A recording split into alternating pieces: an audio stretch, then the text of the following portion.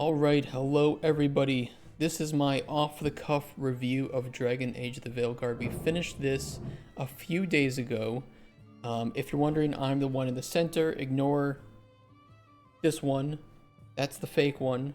That's from me playing. Look how enthused I look. Look at him. Wow. Incredible. So yeah, I finished it a few days ago. I've had a couple days to process this, and I haven't written up any scripts, so I'm just going to be talking about what I thought. And maybe at the end, I will give a final score and a recommendation of should you play this or not play this. Extremely mid. Extremely mid. Not a bad game, but very bad writing on pretty much every single level. There were very few points, maybe less than 5% of the game, where I felt engaged in any way from the writing of this game. That goes for the main story. It goes for the dialogue especially. The characters forgettable and sometimes annoying. Dialogue trash. Treats you like a child at all points. The game does not seem to think that you have any IQ and will constantly remind you, even dozens of hours into the game, of basic game mechanics that you've long since mastered and used in multiple scenarios. I will say that on a positive note, this game looks and runs very well. I think that the artists absolutely deserve commendations for this game. I also believe that from a technological standpoint, the strand hair is especially memorable, and I hope to see other developers utilizing similar technology. It looked fantastic. Absolutely beautiful, especially with like a bright light behind it. The shading on the hair appeared very realistic. So that was great. The animations also were pretty wonderful. I think most of the facial animations were excellent, were top-notch. The performances from like a voice acting perspective were, for me, very acceptable and in some cases very good. But the problem is that the writing never really let the actors get into more serious emotional moments. I mean, that just comes back to the writing of this game was bad. There was very little, if anything, that is redeemable about the writing. This is not Dragon Age. It feels like some fan fiction written on top of the Dragon Age universe, wearing its skin, and you can tell that it's wearing its skin. It doesn't feel like it has the bones or meat of what you would expect from a Dragon Age game. I was pretty harsh on Inquisition. I went back and played some Inquisition.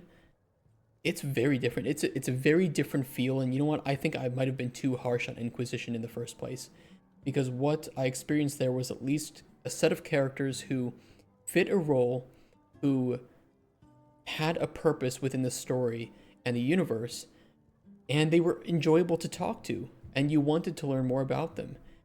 And with Veilguard, it feels like the more that you wanted to learn and figure out who these characters were, what their motivations were, the game just constantly put barriers in your way. I mean, here's an example of just how linear this game felt. You would go to do a new quest, and you would teleport to an area, and within the first 10 or so seconds of teleporting to that new area, you would meet the people you were supposed to meet. There's no build-up, there's no searching, there's no asking around for where can I find this person, where might they be. You just knew immediately where they were and what they wanted from you. And it's like the game just expected you to trust them. There's no ever, or very rarely there was ever a case of, I don't know if I should trust these people. I don't know if they shouldn't trust me. They don't know me, they've never met me. But it was mostly like a, well, how can we trust you? And your character would say a reaction, and then they'd be like, okay, I believe you. And that's it. And then you just go on with the story. There's no intrigue, there's no build up, like I said. Additionally, and this has been mentioned by other people before, you can't be evil in this game. You can't even be mean in this game. That my character dropped the F-bomb at one point, and that was the meanest that my character had ever been. Finding Nemo had meaner characters than this game. Finding Nemo also had more blood than this game. This game just, it says it was mature. It said there was like nudity, and I'm not saying that nudity is all that makes a game, but it said that there would be all these things on the front of the box, and it felt like it had none of it. The romance is laughable and immature. The characters are immature at almost every moment. It feels like you're running around with a bunch of teenagers. And really, I think that just comes down to the fact that this, again, felt like fan fiction. It felt like fan fiction written by the absolute most immature junior writers that I've ever seen.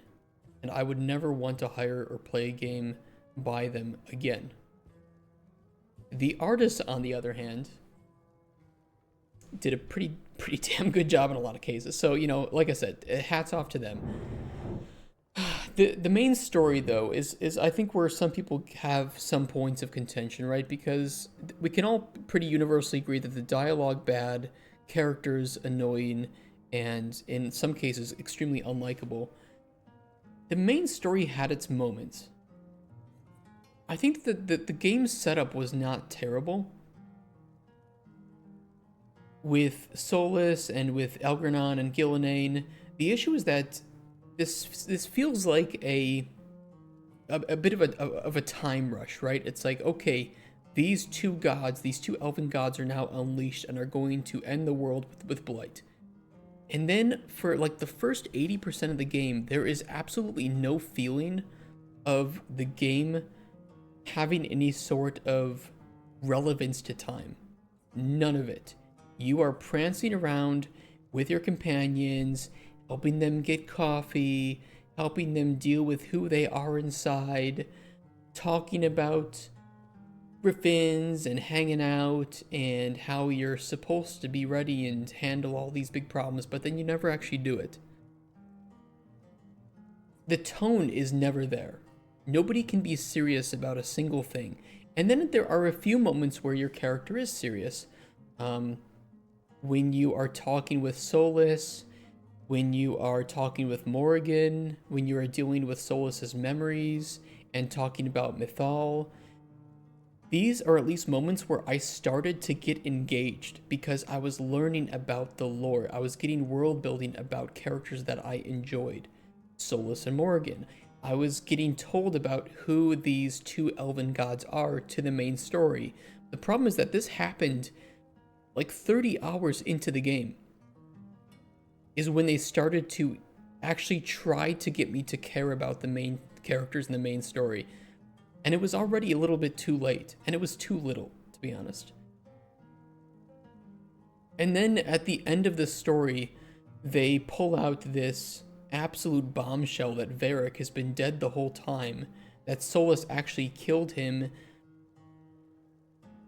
at the start of the game, and you've been talking to a ghost this whole time. And it feels so unearned. It feels so emotionally manipulative. It's a ripoff. It was absolutely terrible. I wasn't sitting there thinking, oh my god, he was, and I didn't notice all the signs.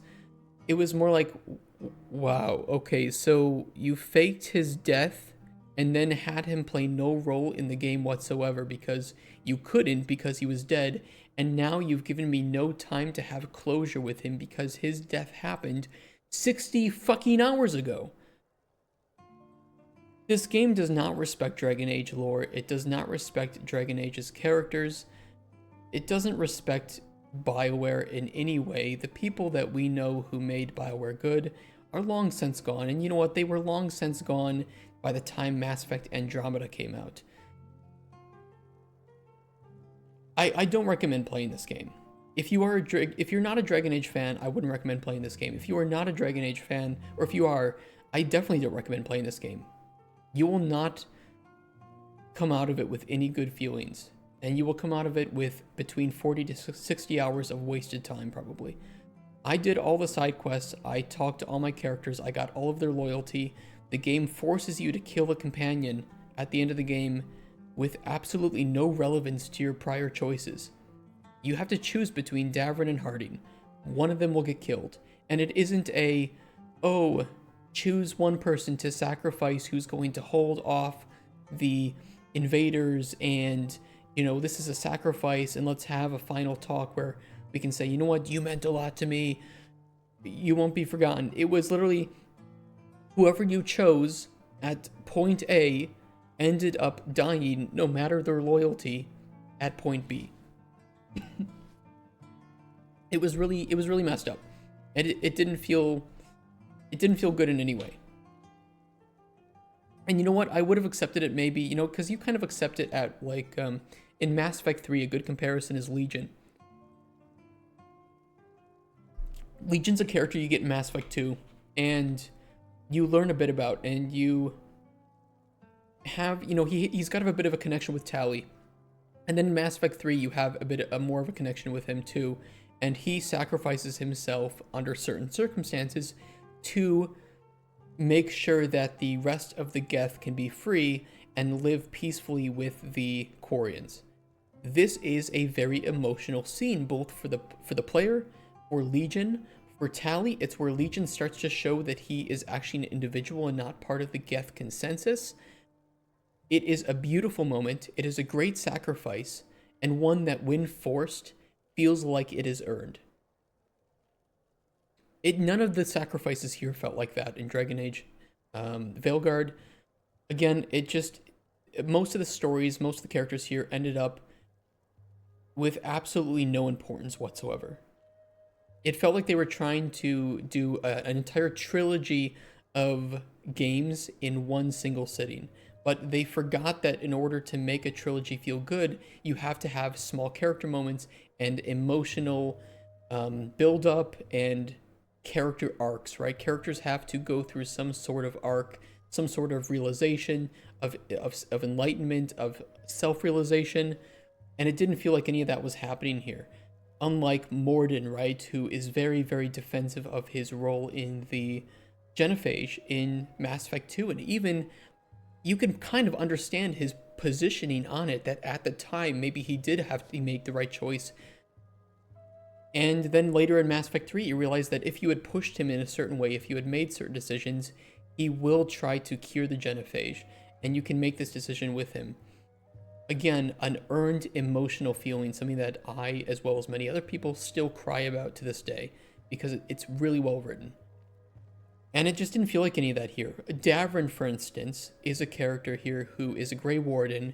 He's got this griffin, and early on when you recruit him, this Gloomhowler character steals all of the Grey Warden's griffins, except for his. So your goal with him to earn his loyalty is to go after this Gloomhowler and rescue the griffins. Long story short, you get to the final mission and you learn who this, or to the final missions, and you learn who this Gloomhowler is. She used to be a Grey Warden. And when you go learn more about her, you realize, oh, her griffin was blighted and died. And so her goal, for some reason, is to steal the Grey Warden's griffins and set them free by blighting them.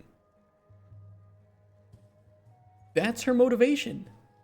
And then you go up to her and you're like, hey, Miss Gloomhowler, what the fuck? What are you doing? You're blighting these griffins? She's like, yeah, I'm setting them free. And you're like, okay, why? When your griffin died of blight.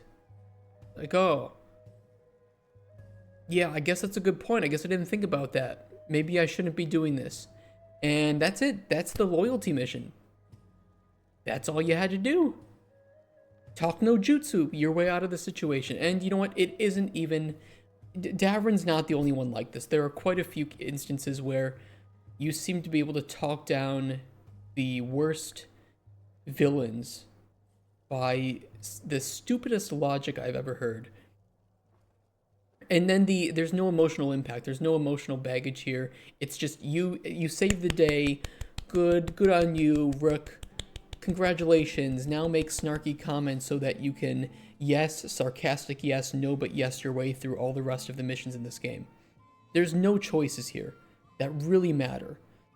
And they're probably not going to matter in the long run, just like Mass Effect Andromeda, because I don't really see another game in this series being made. I think this sealed the fate. And we'll know when we see sales reports. I know people were talking about Steam numbers. I will say what I said when I was streaming. I don't think Steam numbers are the right play here because this game was cheapest to play on EA Play for $20. We will not know sales numbers until EA talks about their financials and reveals whether or not it was a good financial, whether it was economically viable to make this game, whether they made their money back after spending probably, I would say, I don't know, it was like 300, 400 million over the course of 8 years to make this game. It's going to need to sell a lot of copies to make that money back. I don't think that it will have. I think that I've kind of said what I wanted to. I'll say this again, I don't think the game is unplayable. I think if you can turn your mind off and you accept that you don't need a high IQ to engage in any part of this game whatsoever, this game is functional. It looks good, it plays well, it didn't have many bugs at all. I can at least say that. It was extremely stable and ran extremely well. But this is a BioWare game. When I play a BioWare game, I do not really care about how it looks.